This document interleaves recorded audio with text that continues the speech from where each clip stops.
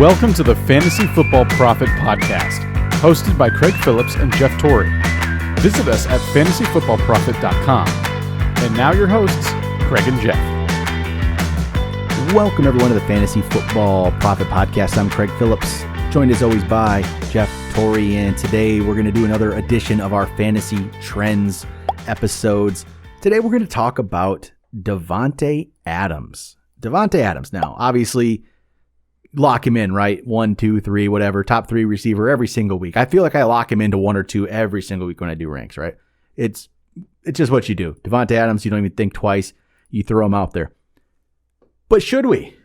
Is this something, is it just the name? Isn't that what we're doing? Over the last 5 weeks, if you look week 6 through 10, Davante Adams has played 4 games in that stretch. He is the 22nd best player at wide receiver in points per game, half point PPR over those 5 weeks. 22nd, Davante Adams. He is behind the likes of Darnell Mooney. Darnell Mooney is ahead of Davante Adams over these last 5 weeks. Christian Kirk, Kendrick Bourne, Jalen Waddle. These are the names of players. Donovan Peoples-Jones. That's only in 3 games, but still. Donovan Peoples-Jones, Elijah Moore. These are players that are ahead of Davante Adams right now over those 5 weeks. He is, it's not good. And we just slot him in up top because that's where he should be. He's right now at half point PPR. He has 0.8 points per game more than Hunter Renfrow. So here's my suggestion. You go trade Davante Adams right now, because Davante Adams is still obviously a great name, because people like me, you throw him into the ranks. You just slot him in there.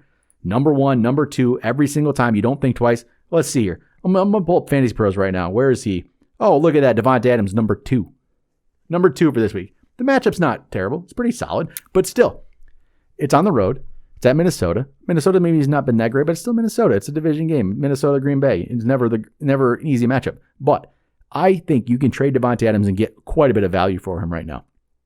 And to top it off, if you are in a playoff battle, you need to do everything to win every week to get in the playoffs. Davante Adams has a bye coming up. You only have him, we have 4 more regular season weeks, 11, 12, 13, 14.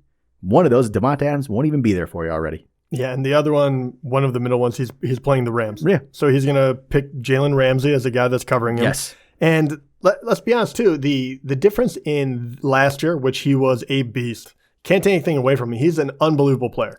But the difference between last year and this year is stark. And he had 18 touchdowns receiving last year. It was a massive year. No one really saw that much coming. This year, he has 3. Yep. And he's only missed 1 game. It's not because of injury. It's definitely changed it, and I realize that Jordan Love also quarterbacked one of the games, but that does not change the numbers drastically enough in order to make this okay. And yeah, right now in standard, he would be in the top 10 barely still.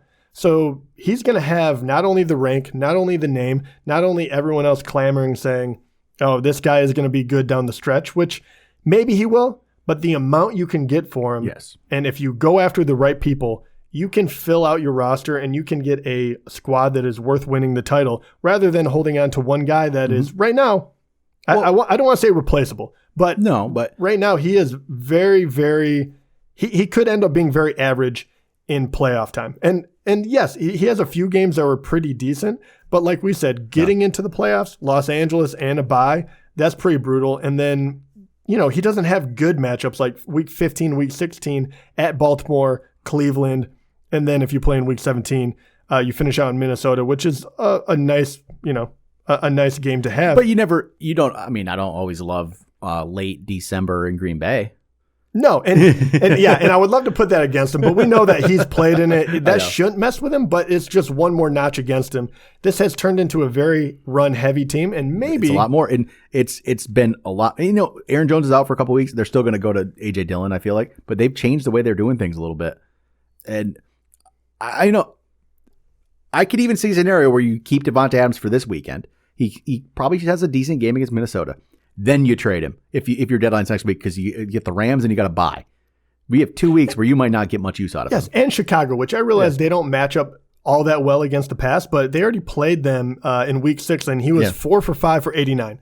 You know, not a bad game, but nothing crazy. And only 3 touchdowns. I mean, he could go off on an epic run, but you can get so much for him right now. I really like that as I don't know if you would call it a hot take, but I like it as a statistical move in order to better your team. Yep. And this is not saying Davante Adams is a bad player. He's not.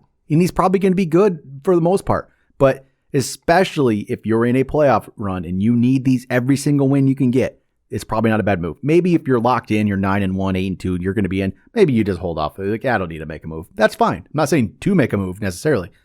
But if you need the wins, you need every win you can get, I know you can get a lot for Davante Adams. And you should consider it.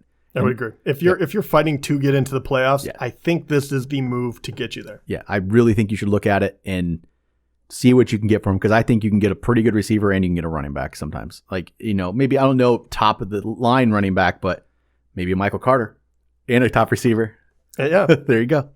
And there's a lot. Yeah, and there's wide receivers, definitely easier to fill in. Yep. But if you can get that running back, anyone that can fill in and put you up points. But you can get some good stuff for him. Without a doubt. I would definitely consider it if you have Davante Adams. And you've been disappointed. You have. Obviously 22nd points per game over the last 5 weeks. You're not happy with that at all. There's nothing good about that. No, I mean, that is like drafting Terry McLaurin and thinking he's going to be a wide receiver 1. Actually, to be fair, Terry McLaurin actually might. No, I was going to say in the past 5 weeks, probably not. Terry McLaurin's probably lower than him over that time. But not by much. Only 1.4 points per game less. Yeah. That's it. But I think that is and everything going on in Green Bay anyway, we know that right now they're winning with running and defense. Maybe that changes, but right now they don't have to. And I don't know. If you're trying to get into the playoffs, I really do wholeheartedly believe in this strategy. Well, and even if you look at Aaron Rodgers, it's not like he's throwing the ball. It's where Rodgers is 12th over that time, which isn't where you want Aaron Rodgers. You want Aaron Rodgers top 5 if you're going to get Davante Adams numbers like you did last year. You had an Aaron Rodgers way up at the top. Now you got Aaron Rodgers, who's at the exact same level as Derek Carr. Yes, they're 18.8 for Rodgers, 18.3 for Carr. They're the same guy. But all right. Same guy. All right, that'll do it for today on Fantasy Trends. We'll talk to you guys Sunday night when we recap the action of Week 11. Talk to you then.